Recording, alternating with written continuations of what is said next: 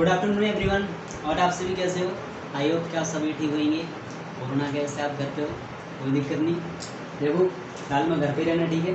उसी से ऐसे ही गैस सुनांशु जैसे ऐसे स्तर बढ़ते चले जा रहा कोरोना का, तो उस वजह से आपकी जो क्लास वगैरह सभी चीज़ बंद कर दी गई है। हम देखते रहते हैं जब तक ऑर्डर नहीं आते हैं कोचिंग पढ़ने के, तब हम तब तक नहीं है कोचिंग में पढ़ेंगे, ऑनलाइन पढ़ेंगे। देखो आज हमारा जो पहली बार ऑनलाइन पढ़ाया जा रहा, तो हो सकता है आप लोगों को थोड़ी बहुत आवाज़ की दिक्कत हो। जो भी प्रॉब्लम होती है आप उस चीज़ के लिए आज के बाद कल को या शाम को बता देना, ठीक है। कमेंट कर देना या कॉल कर देना भैया कि देखो ये प्रॉब्लम हो रही है, उस चीज़ के लिए या नेक्स्ट वीडियो के अंदर क्लियर कर दिया जाएगा, ठीक है। तो देखो जैसे जैसे मैंने आपको ये बताया कि यानी जब तक देखो अब ये सोच रहे हो कि कोरोना चलेगा, तो हो सकता है हमारे लिए यानी कॉलेज नहीं खुल रहे हैं या कोचिंग नहीं खुल रही है, तो उस चीज़ से हो सकता है ऐसे पहले बच्चे प्रमोट कर दिए गए, तो हम हो सकता है कि हमारे लिए भी प्रमोट कर दें। देखो पहले ऐसा चांस था, मेरे लिए भी लग रहा था कि हो सकता है कि आपके लिए प्रमोट कर दिया जाए, लेकिन जैसे अभी थोड़े दिन पहले ही बोर्ड ने नोटिस जारी किया कि आखिरकार जैसे BA BSc के जो पेपर चल रहे थे वो कोरोना की वजह से रोक दिए गए थे, ठीक है। तो उन चीज़ों को देखो दोबारा से नोटिस जारी किया है कि आखिरकार 15 जून से जो होंगे वो BA BSc के पेपर दोबारा से कराए जा रहे हैं। तो अगर मान लो उनके जो पेपर दोबारा से कराए जा रहे हैं, क्योंकि उन्होंने नोटिस के अंदर साफ साफ कहा गया कि यानी जो बच्चे एक बार प्रमोट हो चुके हैं, जो बच्चे एक बार प्रमोट हो चुके हैं उनके लिए दोबारा से प्रमोट नहीं किया जाएगा, और जो फर्स्ट ईयर की बच्ची है उनका ये पेपर कराया जाए। क्यों? क्योंकि पहली बार जब प्रमोट कराया गया था तो उससे बच्चों के परसेंटेज पे बहुत इफेक्ट पड़ा था, यानी परसेंटेज में क्या हुआ था, डिक्रीज हुई थी, यानी परसेंटेज बहुत कम बनी थी। तो उस चीज़ को देखते हुए ये कहा गया है कि बोर्ड ने ये आदेश किया है कि देखो जब पेपर आपके लेट कराए जाएँ, लेकिन पेपर आपके कंपलसरी कराए जाएंगे। तो BA BSc के जो पेपर हैं वो जैसे आपका पहले स्थगित कर दिए गए थे कुछ दिन के लिए, जो 15 जून से दोबारा से पेपर स्टार्ट कराया जा रहा है, ठीक है। तो अगर उनके पेपर 15 जून से हो रहे, तो आपका जो शेड्यूल था वो तो आपका जुलाई का था, तो मान लीजिए तो इस हिसाब से आपके तो कंपलसरी होने ही होने हैं, ठीक है। अब आप घर पे देखिए भैया आराम से नहीं है, घर पे बैठे हैं और बाद में चल के देखा कि पेपर हो गया अचानक, फिर कहोगे भैया पढ़ा तो कुछ नहीं, वे मतलब के टाइम बर्बाद चला गया, घर पे नहीं है, इससे अच्छा तो पढ़ते रहते हो बढ़िया रहते। अभी समझा रहा हूँ, समझ लो, टाइम है, कम से कम कुछ पढ़ लोगे तो बढ़िया रहेगा। अब खाली ये मान लो अगर 1 महीना भी ऑर्डर नहीं आता कोचिंग खुलने का, तो 1 महीने क्या करोगे? आराम से घर बैठ के टाइम बर्बाद करना है। तो कम से कम यार ये देखो कि जब अगर हमारे पास 1 महीना है अब ये वाला जो 1 महीना अगर हम इसे ऐसी बर्बाद कर दिया और जून में जाके वहाँ कोचिंग खुलने का आदेश हो गई, तो आप करोगे क्या फिर उस चीज़ का? 1 महीने में इतने सारी बुक पढ़ लोगे? इतने तो आज साइंटिस्ट होना रहे हो। तो कम से कम ये चीज़ देखो कि 1 महीना है, ये बर्बाद नहीं करना है। तो कम से कम इसके अंदर जितने भी हमारे टॉपिक होती है उन टॉपिक को धीमे धीमे करके मेरी कोशिश यही होगी कि आपके लिए जो भी लेक्चर कराया जाए वो इतने अच्छे से कराया जाए कि जैसे हम ऑफलाइन पढ़ते थे वैसे ही ऑनलाइन पढ़ेंगे, ठीक है। और अगर आपका कोई भी डाउट रहता है तो आप पर्सनली कॉल कर सकते हो या मैसेज कर दो कि भैया देखो मेरी ये चीज़ यहाँ पर समझ में नहीं आई थी। तो आपकी एक क्लास जो डाउट सेशन की होगी बाय द वे नाम लेके आपके लिए बता दिया जाएगा कि देखो आपका ये डाउट था, इसका ये डाउट था, ठीक है। तो ये नहीं कि मैकेनिक्स का लेक्चर चल रहा है और मैथ की प्रॉब्लम बता रहा हूँ, ऐसा नहीं होगा। मैथ की जो प्रॉब्लम होगी तो मैथ की प्रॉब्लम के लिए एक अलग लेक्चर अपलोड किया जाएगा। जैसे मान लो मैंने सवेरे को लेक्चर बनाया है मैथ का, तो शाम को आपके लिए कोशिश ये आएगी शाम को आपके जो मैथ की प्रॉब्लम होगी शाम को सोल्यूशन कर दी जाएगी, ठीक है। या अगर मैकेनिक्स की प्रॉब्लम है तो टाइम बता दिया है कि देखो इस टाइम पर आपकी प्रॉब्लम का सोल्यूशन मिल जाया करेगा उसी दिन। ये नहीं कि आज प्रॉब्लम थी और 4 दिन बाद जाके बताया जा रहा है, ऐसा कुछ नहीं होगा। जब जैसे अगर आज मैंने लेक्चर पढ़ाया तो आप ये ध्यान रखना, जो भी लेक्चर में पढ़ाऊँ, लेक्चर ये नहीं घंटे 2-3 घंटे चलेंगे, 50 मिनट 40 मिनट का ज़्यादा 60 हो सकता है 1 घंटे मैक्सिमम, 1 घंटे से ज़्यादा कोई लेक्चर नहीं होगा। तो कम से कम जितना भी पढ़ाऊँ उस चीज़ के लिए आप अच्छे से नोट करना।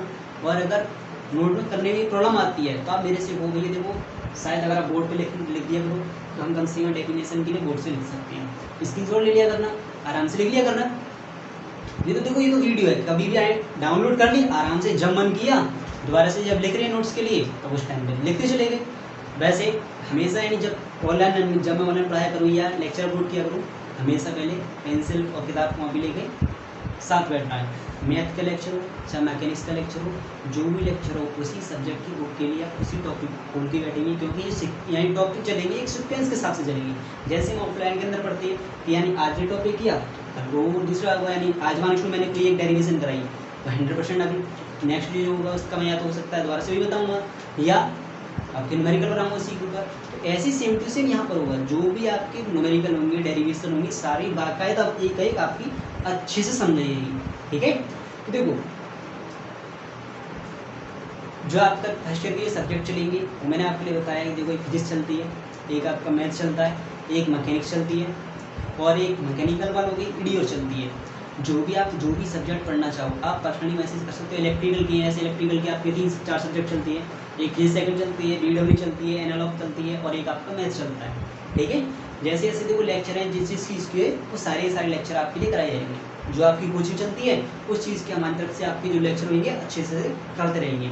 तो अब देखो टाइम बर्बाद ना करके आज पहला लेक्चर अपलोड करते हैं, यानी पहला लेक्चर बनाते हैं और आज का पहला लेक्चर होगा वो मैथ का होगा। ठीक है, और अगर आप तैयार हो सारे के सारे अच्छे से देखना और कोशिश करना कि सब कुछ समझ में आए और मैं भी अपनी तरफ से कोशिश करूँगा कि सब कुछ अच्छे से समझा के चलूँ। ठीक है, तो देखो हमारा जो कोचिंग में जो चैप्टर चल रहा था वो चल रहा था पार्शियल इंटीग्रेशन। यहाँ तक मुझे याद है तो मैंने आपके लिए कुछ क्वेश्चन तक बता दिए थे, लेकिन अब जो बताए थे वो बता दिए थे, लेकिन चैप्टर 4 की शुरुआत होगी दोबारा से करेंगे, यानी शुरुआत से, जिससे जिसका किसी का छूट गया हो उसका भी हो जाएगा और जिसने कर रखा तो उसका रिवीजन हो जाएगा। ठीक है, और देखो जैसे अगर मान लो मैंने जो न्यूमेरिकल निकाला अगर आप पे नहीं निकला है तो आप व्हाट्सएप पे मैसेज करना, उसका फोटो खींचना और मेरे पर सेंड कर देना। नेक्स्ट जो आएगा टाइम नेक्स्ट लेक्चर के अंदर जो न्यूमेरिकल बताया जाएगा वो पहले आपका बताया जाएगा, मेरी तरफ से बाद में बताया जाएगा। ठीक है, अगर आप कोई भी डाउट हो तो बता सकते हो। ठीक है, अब यहाँ तो नहीं बताओगे, कॉल पे बता सकते हो या व्हाट्सएप पे बताओगे। ठीक है, मजे मत लेते रहे ना, सुनो देखिए ध्यान, वीडियो चल रही है और अपने आराम से मजे लेना बात करने में लगे रह रहे हो। 1 घंटे पढ़ो, 1 घंटे मन लगा के पढ़ना। ठीक है, कम से कम मैं जितनी मेहनत कर रहा कोशिश करो कि आप भी उतनी मेहनत करो, अच्छे से अच्छे नंबर लेके आओ, कोशिश ये जारी रखो। ठीक है, देखो चैप्टर नंबर 4 पार्शियल इंटीग्रेशन। तो देखो आखिरकार हम बात करते हैं कि आखिरकार ये पार्शियल इंटीग्रेशन होता है, तो आखिरकार पार्शियल इंटीग्रेशन होता क्या है। ठीक है, आखिरकार इस पार्शियल इंटीग्रेशन की क्यों जरूरत पड़ी, आखिरकार क्यों यूज किया गया। ठीक है, तो देखो उस चीज़ का हमारे लिए मतलब पता होना चाहिए, तभी हम उस चीज़ के न्यूमेरिकल को समझने में या करने में आसानी होती है। जो हमारे लिए यही नहीं पता होगा कि आखिरकार भाई पार्शियल इंटीग्रेशन क्यों करा गया, क्यों जरूरत पड़ी, तो ऐसी चीज़ों की हमारे पास जो जवाब होनी चाहिए। कोई आपसे पूछने लग जाएगा जूनियर कि भैया पार्शियल इंटीग्रेशन क्यों कराया जाता है, तो आप उसकी शक्ल की तरफ देखोगे भैया कराया जाता है, उसको कराया जाता है ये नहीं पता, उस चीज़ का भी रीजन होता है कि देखो आखिरकार पार्शियल इंटीग्रेशन कराया जा रहा है तो आखिरकार क्यों किया जा रहा है। क्योंकि देखो हमने जैसे इस चैप्टर से पहले जितने भी न्यूमेरिकल किए उनके अंदर हमने देखा था कि एक इंटीग्रेशन दे रखा था कि 1/x का जो इंटीग्रेशन होता है वो log x होता है, हम जानते हैं यही होता भी है ना। एक क्वेश्चन ऐसे ऐड कर लेते हैं इसके साथ में इंटीग्रेशन करने के बाद, वो तो होता ही है। या आपने देखा होगा भैया 1/x + 1 लिखा होता है तो हम इसे नीचे वाले को t मान करके इंटीग्रेशन कर लेते हैं, फिर भी इसका कितना आता है log x + 1 आता है, और जो मेन फंक्शन की जगह पे लिखा होता है उसका हम t मान के डिफरेंशिएट कर देते हैं, और डिफरेंशिएट करने के बाद जो भी वैल्यू आती है उसका हम इसके नीचे क्या कर देते हैं डिवाइड कर देते हैं। अब देखो x + 1 का मैं डिफरेंशिएट करूँ तो कितना आएगा d/dx होगा, x का कितना होगा 1, 1 का कितना होगा 0, अब कितना आ गया 1। अब 1 का इसके नीचे डिवाइड करूँगा तो कुछ आएगा उतना बहुत नहीं रहेगा। ठीक है, इस वजह से इसके लिए नहीं लिखते हैं। जैसे हमने देखा होगा 1/x - 1 भी लिखा होता है, इसका हो जाता है log x - 1 हो जाता है। इसके बाद इंटीग्रेशन x² + 1 लिख रहा हो, इसका हो जाता है tan इनवर्स x, सभी को याद होंगे तो। इसके बाद 1/x² - 1 dx, याद है कि भूल गए होंगे। देखो कितना होता है 1/2 log, मैंने बताया था जब कभी भी यहाँ पर x² - 1 लिख रहा हो तो हम यहाँ पे लिखेंगे इन दोनों की, जैसे कहते हैं ये स्क्वायर, मैंने बताया था एक आसानी से याद करने के लिए कि a² - b² का जो फॉर्मूला होता है कितना होता है a - b × a + b होता है कि नहीं होता। तो मैंने कहा था इन दोनों के जो दोनों फंक्शन है माइनस वाले ऊपर लिख देते हैं और प्लस वाला नीचे लिख लेते हैं, यही तो होता है x - log x - 1 बट्टे log x + 1। तो यहाँ पर एक चीज़ सिमिलरिटी है कि सिमिलरिटी क्या है, एक चीज़ सिमिलरिटी है, समझ में आ रही नहीं आ रही है, बताना क्या है। देखो यहाँ पर हमने देखा कि एक x लिख रहा है या पूरा फंक्शन लिख रहा है ना, x + 1 लिख रहा है, x - 1 लिख रहा है, x² + 1 लिख रहा है, x² - 1 लिख रहा है। क्या ये देखा कि यहाँ पर x लिख रहा हो, या ये देखा यहाँ पे x लिख रहा हो, या इसके साथ x लिख रहा हो, या इसके साथ x लिख रहा हो, ऐसा कुछ देखा था नहीं देखा होगा। अगर ऐसे फंक्शन दे रखे होते हैं, यानी दो फंक्शन नीचे ऐसे दे रखे हो जिनकी या तो गुणनखंड ना हो, ठीक है, और जिसका या तो हमारे पास इंटीग्रेशन ना हो, तो हमेशा ऐसे फंक्शनों का जब इंटीग्रेशन किया जाता है तब उन फंक्शनों का इंटीग्रेशन करने के लिए पार्शियल इंटीग्रेशन का यूज करते हैं। अब समझ में आया क्यों करते हैं? कि जब कोई दो गुणनखंड ऐसे नीचे दे रखे हो, दो ऐसे फंक्शन दे रखे हो जिनके हमारे पास इंटीग्रेशन नहीं होता है, तो ऐसे फंक्शनों का इंटीग्रेशन करने के लिए पार्शियल इंटीग्रेशन का यूज करते हैं। समझ में आया? दोबारा से बोलूं, देखो, यानी कैसे फंक्शनों का इंटीग्रेशन, जब कोई नीचे दो ऐसे फंक्शन दे रखे हो जिनका हमारे पास इंटीग्रेशन नहीं होता है, तो ऐसे फंक्शनों का इंटीग्रेशन करने के लिए पार्शियल इंटीग्रेशन का यूज किया जाता है। समझ में आया नहीं आया? ठीक है, तो देखो पार्शियल इंटीग्रेशन करने के लिए तो कुछ रूप होते हैं, यानी 4 रूप होते हैं बेसिकली। तो और 4 रूप में से उसी रूप में हमारे लिए जो क्वेश्चन दे रखा होता है उन्हीं रूप में ढालना होता है, यानी उसी रूप में बनाना होता है। अगर देखो आप उस चीज़ से अगर आप 4 टाइप होते हैं, यानी या तो उस रूप में लिख रहा हुआ, चारों रूप में क्वेश्चन लिखा होता है, नहीं लिखा होता तो हम बना देते हैं, ठीक है। तो उस क्वेश्चनों को बनाने के बाद जो मैं बताऊँगा अभी, देखो ऐसे करके ऐसे होता है, ठीक है। तो उसके अंदर सबसे पहले देखो, पहले बताता हूँ कि कौन कौन से रूप होते हैं, समझ में आएगा। तो देखो कौन कौन से रूप होते हैं, ध्यान देखना। जब मैं रूप लिख दूँ तो उसका आप स्क्रीनशॉट ले लेना या वीडियो रोक के कॉपी पर नोट कर लेना, ठीक है।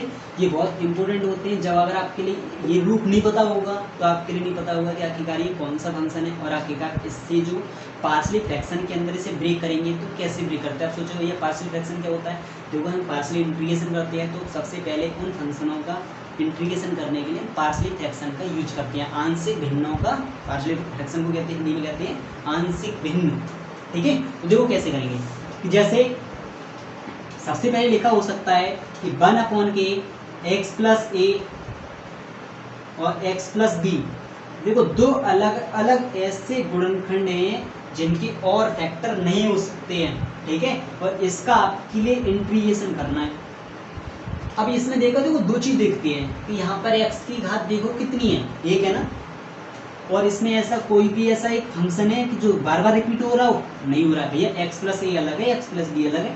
हाँ x की घात 1 है, इसमें x की घात 1 है। जब x की घात 1 है और फंक्शन कोई भी रिपीटेड नहीं होता है तो उस फंक्शन को कहते हैं लीनियरली नॉन रिपीटेड फंक्शन। समझ में क्या कहती है? लीनियरली नॉन रिपीटेड फंक्शन कहते हैं। अब इसके लिए कैसे ब्रेक करेंगे, तो देखो ऐसे करेंगे, a बट्टे लिखेंगे x प्लस ए, यानी पहले वाला गुणनखंड ऐसे करके लिख लेंगे, प्लस के b बट्टे x प्लस बी। समझ में आया? अब देखो ये कोई जरूरी नहीं है कि a के नीचे x प्लस ए लिखा जाएगा या b के नीचे x प्लस बी ही लिखा जाएगा। आप b के नीचे x प्लस ए लिख लो, a के नीचे x प्लस बी लिख लो, कोई दिक्कत नहीं है। और जरूरी है कि a और b ही लेनी है। आप कोई भी कांस्टेंट राशि इसके अंदर यूज कर सकते हैं। अब इन्हीं कांस्टेंट राशियों का ही हम क्या करके चलते हैं, आगे चल के मान निकाल लेते हैं, और मान निकालने के बाद इसी क्वेश्चन के अंदर पुटअप कर देते हैं, और पुटअप करने का मान रख देते हैं ए और बी के, और मान रखने के बाद ही उसका इंटीग्रेशन कर देते हैं, काम खत्म हो जाता है। समझ में आया? एक तो गर्मी बहुत पड़ रही है। देखो इसके बाद दूसरा रूप हो सकता है, देखो कौन सा हो सकता है, ऐसे लिख रहा होगा 1/k x प्लस ए लिखा हो सकता है, और x प्लस बी का हो सकता है होल स्क्वायर लिख दे, ठीक है, और dx लिख दे। तो देखो यहाँ पे देखा x प्लस ए है और x प्लस बी कितनी बार आएगा, 2 बार। क्यों? क्योंकि x प्लस बी की घात कितनी है, 2 घात है। जब 2 घात है तो इसका मतलब ये फंक्शन 2 बार आया, यानी 2 बार आया तो इसका मतलब क्या हुआ, एक फंक्शन रिपीट हुआ, और रिपीट होने के बाद हमने देखा x की घात कितनी है, 1 है। जब x की घात तो 1 है, लेकिन एक फंक्शन इसमें रिपीट हो रहा है। जब एक फंक्शन रिपीट हो रहा है और एक घात हमारी क्या, यानी x की घात कितनी है, 1 है, तो ऐसे फंक्शन को कहते हैं linearly repeated function. Linearly repeated function, L for linearly, R for repeated, F for function. समझ में आया ना यानी लीनियरली रिपीटेड फंक्शन। देखो ऐसे कैसे, इसी वाले कैसे ब्रेक करेंगे, a बट्टे लिखेंगे, पहले वाला फैक्टर लिख लो x प्लस ए, प्लस के b बट्टे लिखेंगे x प्लस बी, फिर प्लस के c बट्टे लिख देंगे x प्लस बी का होल स्क्वायर। अभी यहाँ पर 3 घात लिखा होता तो मैं लिख लेता d बट्टे x प्लस बी की घात 3, यानी 1 से लेके ऐसे करते हैं 1 2 3 उतनी घातों को लगातार खुलते चले जाते हैं और उतनी कांस्टेंट राशि हम ऐड करते चले जाते हैं। समझ में आया ना यार? तो अब देखो, समझ में आया ना यार? तो ये तो हो गया आपका लीनियरली नॉन रिपीटेड फंक्शन, ये हो गया लीनियरली रिपीटेड फंक्शन। इसके बाद आता है देखो, इस रूप में भी तो हो सकता है, हम कह रहे हैं एक्स प्लस ए लिख रहा हो और एक्स स्क्वायर प्लस बी भी लिख रहा हो सकता है सर? देखो यानी कि होता है मतलब ऐसा होता है कि पार्शियल फ्रैक्शन का जब तरकीब होती है तो उनके एक रूप होते हैं, इसी रूप में क्वेश्चन लिखा होता है, नहीं लिखा होता है तो हम बना देते हैं उस रूप में, उसी रूप का क्वेश्चन होता है उसी लेवल का, ठीक है। और पता चल जाता है कि देखो हम ऐसा करेंगे तो ऐसा बन जाएगा। तो जब क्वेश्चन करेंगे तो सब पता आएगा, सब समझ में आ जाएगा आखिरकार कैसे करते हैं। देखो 1 के एक्स प्लस ए एक्स स्क्वायर प्लस बी, ठीक है। तो इसी कैसे ब्रेक करेंगे, ए बट्टी लिखेंगे एक्स प्लस ए प्लस के बी एक्स प्लस सी बट्टे एक्स स्क्वायर प्लस बी, यानी जिसके ऊपर हमने देखा यहाँ पर तो एक घात है, लेकिन यहाँ पर कितनी घात है, 2 घात। जब घात 1 से अधिक हो जाती है फंक्शन में नीचे, तो उस फंक्शन को हम कहते हैं क्वार्टरली फंक्शन। कौन सा? Quarterly non repeated function. क्यों? क्योंकि देखो इसमें ऐसा कोई फंक्शन जो रिपीट हो रहा हो, अरे एक्स प्लस ए एक बार आया है, एक्स स्क्वायर प्लस बी भी कितनी बार आया है, केवल एक बार आया है। जब एक बार आया है और तो इसमें लेकिन घात कितनी है, 2 घात है एक्स की। जब 2 घात है एक्स की तो कौन सा हो गया, ध्यान रखना, जब घात एक्स की घात 2 हो जाती है तो हो जाता है क्वार्टरली, यानी 1 से अधिक घात हो जाती है तो उसे क्वार्टरली बना देते हैं, नहीं। जब 2 घात का लिखा हुआ तो कौन सा कहलाता है, क्वार्टरली कहलाता है, ठीक है। Quarterly non repeated function, Q for quarterly, N का मतलब नॉन, R का मतलब होगा रिपीटेड, F का मतलब फंक्शन, यानी क्वार्टरली नॉन रिपीटेड फंक्शन, ठीक है। समझ आया ना यार? अब देखो ऐसे ही इसके अंदर आता है 1 के एक्स प्लस से लिख रहा हूँ, तो ये हो सकता है इसी के ऊपर भी क्या लगा दे, होल स्क्वायर लगा दे, ठीक है। देखो इसमें देखो हमने देखा एक्स प्लस ए तो कितनी बार आया, एक बार, लेकिन ये कितनी बार आ गया, 2 बार। जब 2 बार आ गया तो क्या होगा, रिपीट हो गया, नहीं हो गया? पहले क्या था, ये क्वार्टरली था, अब रिपीट हो गया तो कौन सा हो जाएगा, क्वार्टरली रिपीटेड फंक्शन हो जाएगा।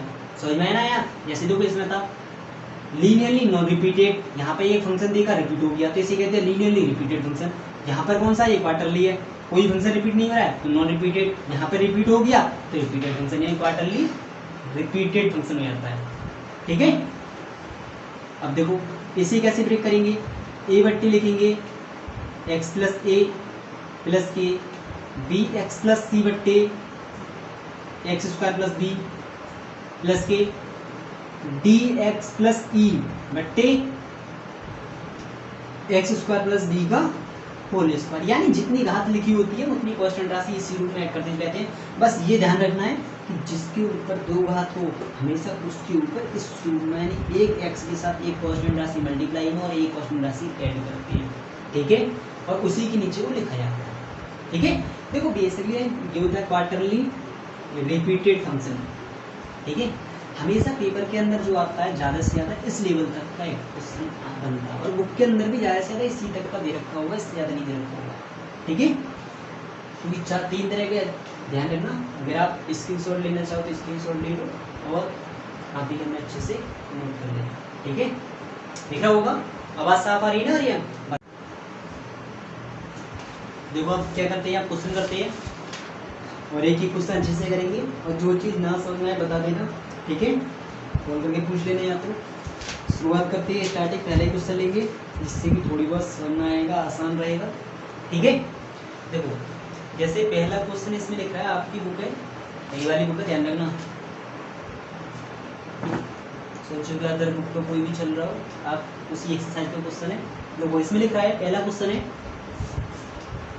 इंटीग्रेशन लिख रहा है 3x अपॉन के x माइनस 2 लिख रहा है और x प्लस 1 लिख रहा है, और इंटीग्रेशन लिख रहा है dx, यानी इसका आपके लिए इंटीग्रेशन करना है। देखो अभी मैंने थोड़ी देर पहले यहाँ पे फंक्शन लिखा था, पहले फंक्शन लिखा था इंटीग्रेशन 1 अपॉन के x प्लस a और x प्लस b, और इंटीग्रेशन लिख रहा था, इसे ब्रेक किया था यहाँ से वन के रूप में a अपॉन के x प्लस a प्लस के b अपॉन के x प्लस b, ये तो ब्रेक किया था। यानी इस क्वेश्चन, ये क्वेश्चन दे रखा है, और पहला क्वेश्चन है, ध्यान रखना, क्वेश्चन नंबर 1 है आपकी एक्सरसाइज का 4.1 का पहला क्वेश्चन है, 3x अपॉन के x माइनस 2 बट्टे x प्लस, यानी 3x बट्टे लिखा है x minus two upon x plus one. इसमें हमने देखा था ऊपर तो देखो मत, नीचे देखो कितने फंक्शन लिख रहे हैं, दो फंक्शन लिख रहे हैं अलग अलग, है ना। ये दो फंक्शन लिख रहे हैं, इसमें देखा इसकी घात कितनी है, एक घात, इसकी घात कितनी है, एक घात। तो हम जब एक एक घात लिखते तो समझ गए कि यानी ये फंक्शन लिख रहा है तो कौन सा लिख रहा है, नॉन रिपीटेड लिख रहा है। अब देखा यानी लीनियर लिख रहा है, और इसमें देखेंगे कोई फंक्शन रिपीट हो रहा है कैसा नहीं हो रहा, ये अलग एक्स माइनस टू है, ये आपका एक्स प्लस वन है, ठीक है।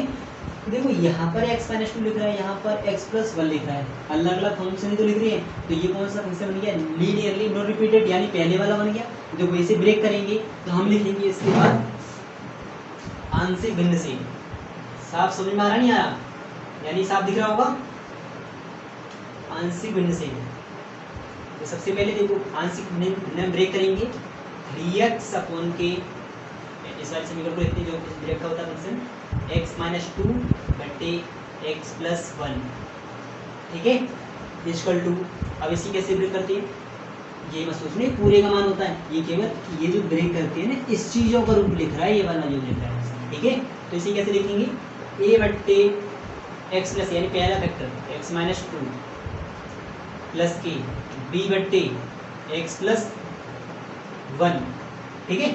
अब मैंने बताया था इसके बाद क्या करते हैं हम इसका, देखो जब इस रूप में आंशिक भिन्न में लिख लेंगे, आंशिक भिन्न में लिखने के बाद हम क्या करेंगे, इसका एलसीएम लेते हैं। अब एलसीएम लेंगे तो कितना आएगा, a इसका इसमें मल्टीप्लाई करेंगे x प्लस वन प्लस इसका इसमें मल्टीप्लाई करेंगे b into x minus two, और बट्टे आएगा x माइनस टू और x प्लस वन।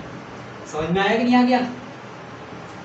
इधर को क्या चल रहा है, 3x बट्टे एक्स माइनस टू और x प्लस वन, ये कट गया, ये भी कट गया। इसे 21वें नंबर फर्स्ट डाल लो तो वही आ जाएगा a x plus one plus b x minus two, ये तो आ गया, इक्वल टू यहाँ पर बचा 3x, इसे डाल देंगे समीकरण नंबर 2। यहाँ तक तो सभी के अभी तक समझ में आ गया होगा।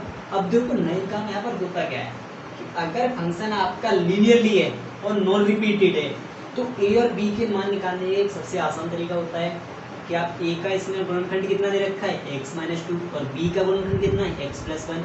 यानी अगर आप a का मान निकालोगे ना, a का मान निकालने के लिए जो इसके साथ जो गुणनखंड दे रखा है इसके लिए जीरो के बराबर रख लो। कैसे देखो, हम कहेंगे a के मान के लिए, a के मान के लिए यानी a की जो वैल्यू ज्ञात करेंगे उसके लिए क्या करना पड़ेगा, x माइनस टू किसके बराबर, जीरो के बराबर रख लो। तो माइनस का 2 है, इधर किसका हो जाएगा, प्लस का 2, x इक्वल टू कितना आएगा, प्लस का 2। ये जो वैल्यू निकलेगी ना इसे उठा के हम किस में रखेंगे, समीकरण 2 में रखेंगे। तो हम कहेंगे समीकरण 2 से, तो समीकरण 2 में रखो, देखो जहां जहां x दिख रहा है वहां क्या लगाएंगे, x बराबर 2 रख देंगे। तो रखो कितना आ गया, 3 into 2 equal to a 2 plus 1 plus b 2 minus 2। तो जब हम जैसे a वाले का गुणनखंड रख रहे हैं जीरो के बराबर तो b वाला ऑटोमेटिकली जीरो हो जाता है। देखो जैसे यहाँ पे जीरो नहीं हो गया, क्यों, क्योंकि 2 में से 2 जाएगा कितना बन जाएगा, 0। 2 और 1 कितना हो गया, 3, यानी ये कितना होगा 3a प्लस के b इंटू 0। 2 में से 2 गया कितना बचेगा, 0, ठीक है, 3 दूनी 6। तो यहाँ पर कितना बच गया, 3a इक्वल टू 6। ये 3 गुणा कर रहा है, डायरेक्ट करने लगेगा, भाग यानी 6 बट्टे 3, 3 दूनी 6। ए बराबर कितना आ गया, 2, यानी ए का 2 मान निकल के आ गया, ठीक है। अब ऐसे ही मान निकालेंगे हम किसका, बी का। तो बी का जब मान निकालेंगे, मैंने कहा था यदि लीनियरली नॉन रिपीटेड फंक्शन दे रखे हैं तो हमेशा उनके गुणनखंडों के लिए यानी उनके जो गुणनखंड दे रखी है तो उन्हीं के लिए जीरो बराबर रख लेंगे। तो हम कहेंगे बी के मान के लिए, तो बी के मान के लिए बात करके चलेंगे तो कितना आएगा,